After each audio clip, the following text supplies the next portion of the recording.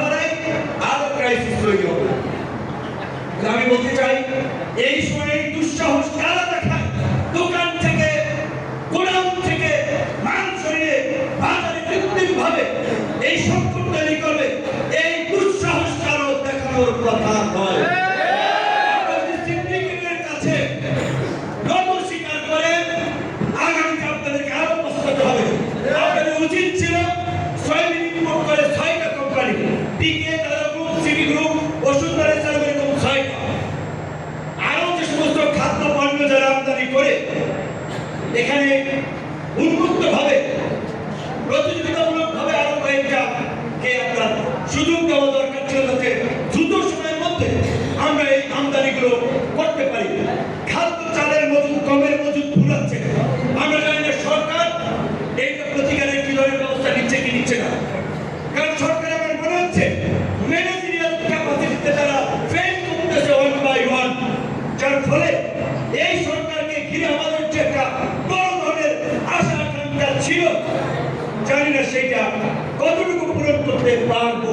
কিন্তু লক্ষ্য করেছেন আপনারা বিএনপি জামাত থেকে সমস্ত রাজনৈতিক দল নাগরিক সমাজ বারবার বলছে ৭১ আমরা একটা সুযোগ পেয়েছিলাম রাষ্ট্রকরণের জন্য, ৯০ আমরা এই রাজনৈতিক দল ঐক্যমতের ভিত্তিতে একটা সুযোগ পেয়েছিলাম রাষ্ট্রকরণ করার জন্য, এই আমরা দ্বিতীয়বার আরেকটা সুযোগ পেলাম।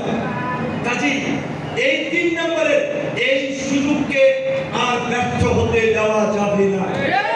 এভাবেই হোক এই সরকারকে শপথ করতে হবে, জনগণের আকাঙ্ক্ষা এই সরকারকে দিয়ে পূরণ করতে হবে।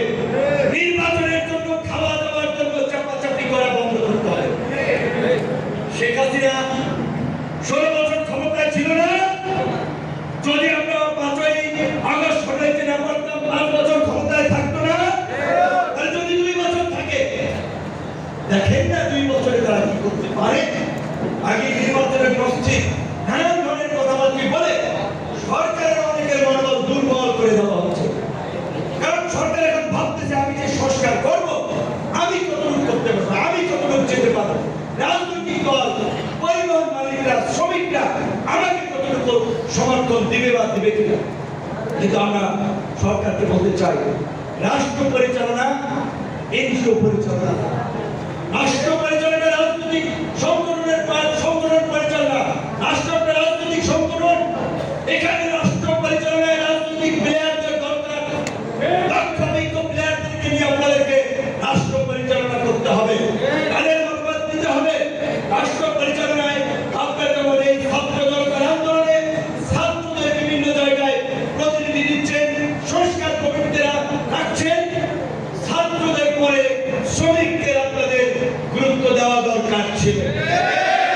পৃথিবীর ইতিহাসে এই সভ্যতার ইতিহাসে সমস্ত পরিবর্তনের ক্ষেত্রে ছাত্র শ্রমিকরা অগ্রণী ভূমিকা পালন করছে। দেখতে পাচ্ছি আজকে শ্রমিকরা সবখান থেকে উপেক্ষিত। শ্রমিকদের মূল্যায়ন করতে হবে। মালিকদেরকে আমরা বলবো শ্রমিক এবং মালিকের মধ্যে একটা সুসম্পর্ক গড়ে তুলে, ভ্রাতৃত্বের সম্পর্ক গড়ে তুলে মাফিয়াদের বিরুদ্ধে লড়াই করতে হবে। মালিক না থাকলে শ্রমিক বাঁচবে না, শ্রমিক না থাকলে মালিকের ব্যবসা বাণিজ্য চলবে না। তাই আমি আজকে ধন্যবাদ জানাই এই কমিটির নেতৃবৃন্দকে, তারা মালিক এবং শ্রমিকদেরকে একই কাতারে নিয়ে এসেছে গণ পরিবহনের শৃঙ্খলা প্রতিষ্ঠা করার জন্য, পরিবহন খাতে নৈরাজ্য চাঁদাবাজি লুটপাট বন্ধ করার জন্য। এবং আপনাদেরকে বলতে চাই গণ অধিকার পরিষদ সহ এইখানে রেজিস্ট্রার সরকার ভাই বক্তব্য রেখেছেন, আমাকে বলছেন একদিন আগে আপনাদের পক্ষে আমরা সারা বাংলাদেশের জনগণকে নিয়ে আপনাদের এই স্বপ্ন পূরণে আপনাদের পাশে থাকবো, কিন্তু কারো হুমকি ধামকিতে দুর্বল হলে চলবে না।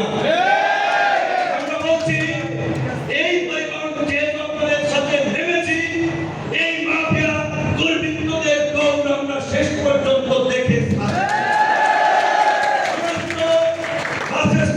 বিভিন্ন ইউনিয়নের শ্রমিক ভাইদেরকে বলবো আজকে পত্র পত্রিকার রিপোর্টে বলছে এই পরিবহন খাতে ৯২% মানুষ রাজনীতিক ছত্রছায়ায়